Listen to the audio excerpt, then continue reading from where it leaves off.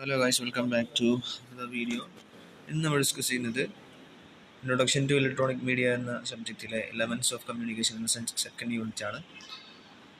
So without let's move on to the topic. നമ്മൾ first unit discuss ചെയ്തപ്പോൾ പറഞ്ഞിരുന്നു അതിൻ്റെ പ്രോസസ്സ് ഏത് രീതിയിലാണോ അല്ലെങ്കിൽ ഏതൊക്കെ എലമെൻറ്റ്സിലൂടെ നടക്കുന്നത് അതാണ് അതിൻ്റെ എലമെൻറ്റ്സ് എന്ത്. സോ ഇതൊരു റെപ്പറ്റീഷനായിട്ട് ഫീൽ ചെയ്യുന്ന ആളുകൾക്ക് അത് സ്കിപ്പ് ചെയ്യാവുന്നതാണ്. Okay, so the first element is sender, source or communicator. ഇതിനെ സെൻഡ് ചെയ്യുന്ന അല്ലെങ്കിൽ സെൻഡ് ചെയ്യുന്ന ഉറവിടത്തെ സോഴ്സിനെയാണ് നമ്മൾ എന്ത് പറയുന്നത്, സെൻഡർ എന്നോ കമ്മ്യൂണിക്കേറ്റർ എന്ന് പറയുന്നത്. അവരാണ് കമ്മ്യൂണിക്കേഷൻ സ്റ്റാർട്ട് ചെയ്യുന്നത്. ഒരു ഐഡിയ ജനറേറ്റ് ചെയ്യുന്നതും ഷേപ്പ് ചെയ്യുന്നതും സന്ദേശത്തിലേക്ക് ഷേപ്പ് ചെയ്യുന്നതും ആരാണ്? സെൻഡറാണ്. അവരുടെ ഉത്തരവാദിത്തങ്ങൾ അല്ലെങ്കിൽ അവരുടെ റോളുകൾ എന്തൊക്കെയാണ്?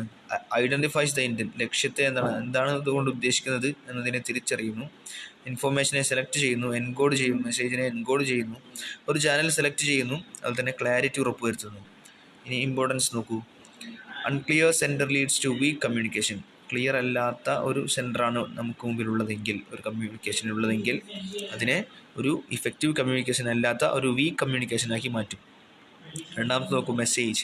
Content being communicated. കമ്മ്യൂണിക്കേറ്റ് ചെയ്യപ്പെടുന്ന മെസ്സേജ് എന്താണോ അതാണെന്ന് പറയുന്നത് മെസ്സേജ് എന്ന് പറയുന്നത്. അതിൻ്റെ ആശയം എന്താണോ, അതിൻ്റെ ഒരു കോണ്ടന്റ് എന്താണോ അതാണ് മെസ്സേജ് എന്ന് പറയുന്നത്.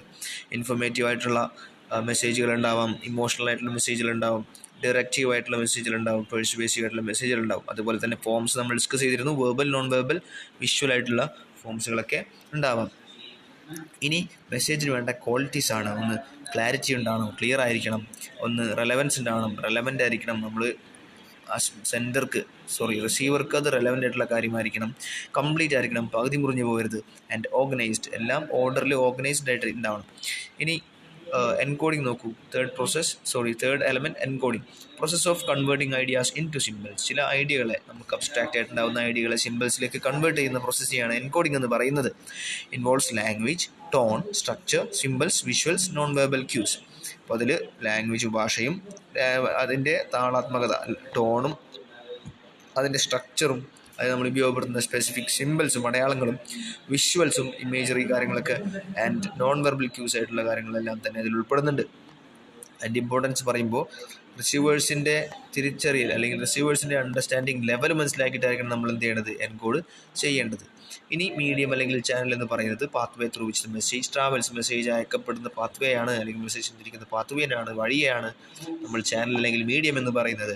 അത് ഓറൽ മീഡിയം ഉണ്ടാവാം, നമ്മൾ സംസാരിക്കുന്ന ഓറൽ മീഡിയം ഉണ്ടാവാം, റിട്ടൺ മീഡിയം ഉണ്ടാവാം, ഇലക്ട്രോണിക് ഓ ഡിജിറ്റൽ ഓ നോൺ വെർബൽ ഓ വിഷ്വൽ മീഡിയം ഒക്കെ ഉണ്ടാകാം. അതുകൊണ്ട് തന്നെ റിസീവർക്ക് ഏറ്റവും എളുപ്പത്തിൽ റിസീവ് ചെയ്യാൻ പാകത്തിന് ആ രൂപത്തിൽ ഒരു എസെൻഷ്യലായിട്ടുള്ള ഒരു മീഡിയ നമ്മൾ തിരഞ്ഞെടുക്കൽ, അല്ലെങ്കിൽ ഒരു മീഡിയം ചാനൽ നമ്മൾ തിരഞ്ഞെടുക്കൽ അത്യാവശ്യമാണ്.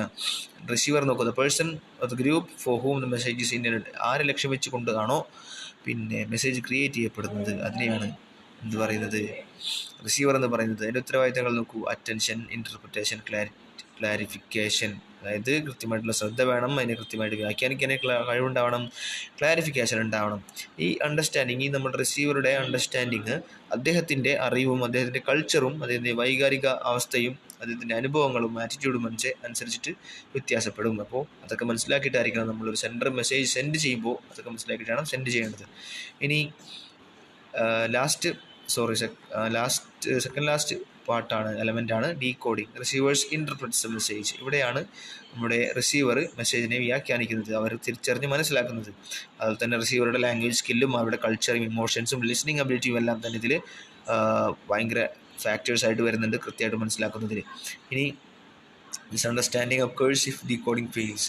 ഡീകോഡിങ് അതായത് ഡീകോഡിങ് പരാജയപ്പെടുകയാണെങ്കിൽ, കൃത്യമായിട്ട് ഡീകോഡ് ചെയ്യപ്പെടുന്നില്ല എങ്കിൽ ഇവിടെ തെറ്റിദ്ധാരണകളും ഒരു റോങ് അണ്ടർസ്റ്റാൻഡിങ്ങും ഉണ്ടാവുന്നുണ്ട്. And feedback. Receivers response showing the message is understanding.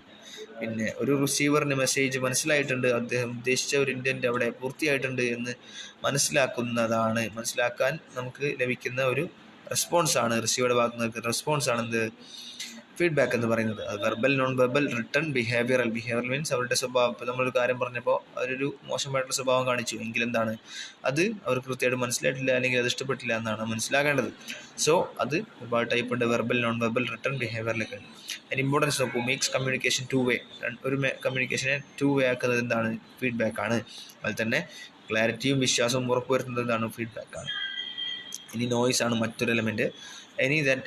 Anything that ഡിസ്റ്റോർട്ട്സ് മെസ്സേജിനെ distort ചെയ്യുന്ന, മലിനമാക്കുന്ന അല്ലെങ്കിൽ കൃത്യമായിട്ട് എത്തിക്കാത്ത തരത്തിൽ കൊണ്ടെത്തിക്കുന്ന ഒരു എലമെൻ്റാണ് എന്ത്, നോയ്സ്.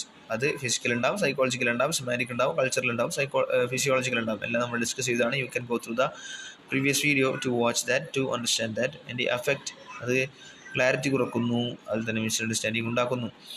പിന്നെ അഡീഷണൽ സപ്പോർട്ടിങ് എലമെൻറ്റ്സ് ആണ്. കോൺടെക്സ്റ്റ് നമ്മൾ ഡിസ്കസ് ചെയ്താണ്. പിന്നെ environment, physical surroundings, purpose, for the reason for communicating, perception, how messages viewed. So that's it for today guys. ഇത് സിമ്പിളായിട്ടുള്ള ഒരു ഭാഗമാണ്, നിങ്ങൾ കൃത്യമായിട്ട് മനസ്സിലാക്കുക. നിങ്ങൾക്ക് വീഡിയോ ഇഷ്ടപ്പെട്ടെങ്കിൽ ലൈക്ക് ചെയ്യുക, ഷെയർ ചെയ്യുക, ആൻഡ് കമൻറ്റ് ചെയ്യുക. If you like this video, please do subscribe to the channel. Thank you.